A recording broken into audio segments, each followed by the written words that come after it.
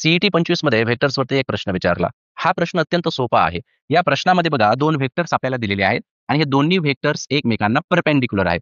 Perpendicular आहे त्याचा अर्थ त्या दोघांचा डॉट प्रॉडक्ट हा 0 असणार आहे. याच्या व्यतिरिक्त आपल्याला या प्रश्नामध्ये एक इक्वेशन दिलेलं आहे आणि ratio of A to be घेतल्यानंतर उत्तर हे x/2 येतं. तर त्यामध्ये x ची किंमत किती असा हा प्रश्न आहे. बघा, सर्वात आधी या दोघांचा डॉट प्रॉडक्ट आपण घेऊयात. a इंटू 2 2a त्यानंतर b into -3 -3b 1 into 4 +4 is equal to 0.